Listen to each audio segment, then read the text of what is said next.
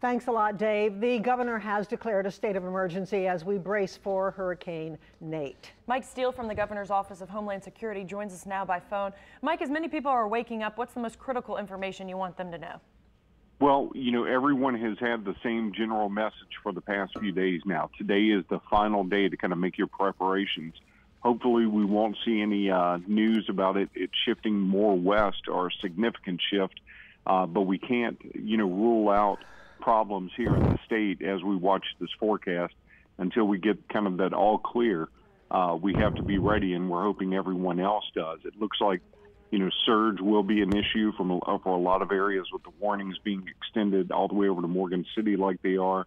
And we're also, helping the city brace for any possible flash floods. Power outages could be a big issue, especially if people have special medical needs. And then, of course, all the thunderstorms and the possibility of tornadoes. Whatever our local partners decide they need to do, and whatever actions need to be taken, we're ready to support them.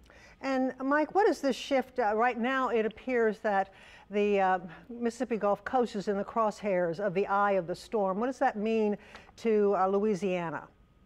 Well, like Dave mentioned, it could be good news for us if we're not on the bad side.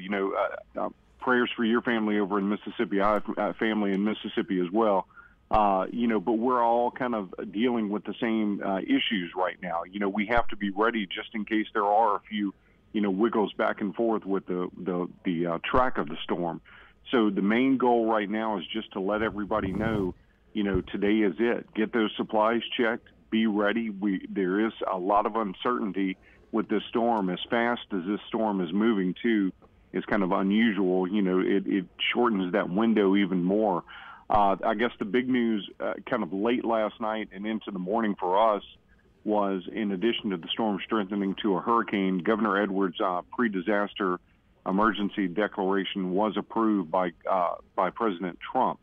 So that's good news for us and everyone working on this disaster to help cover some of the costs of a lot of the emergency work that was done up until this point. But we can't let our guard down, and we have to be ready. You referenced Cindy earlier. I was actually in news at the time working with one of your crews down in Grand Isle when that storm came on board. And a Category 1 is nothing to, take lightly. That was an event I'll probably never forget, being on the coast as that came in. But, there's a certain impact that can be expected with these storms, and if you're not ready for them, they can catch you off guard, and they can really cause some problems. Mike, you mentioned some local partners earlier. What is today like for you in your office? Do you have a quote-unquote like war room? What is your system? How does it all work for you guys today?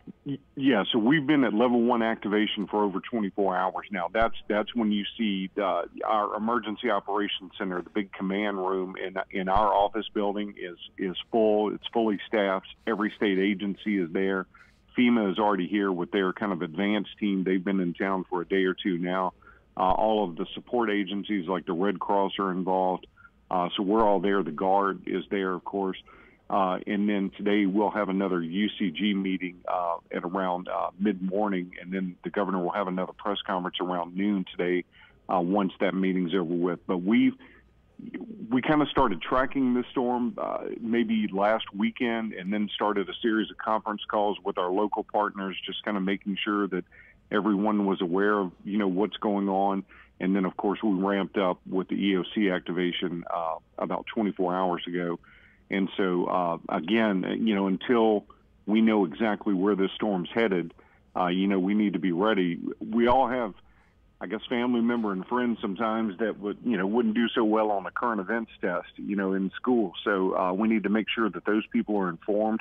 Pick up the phone, check on your loved ones, check on your family, make sure they're aware of what's going on. The roads could be an issue depending on what the surge and the rain is like. So check out 511la.org, for our DOTD updates on all the road conditions.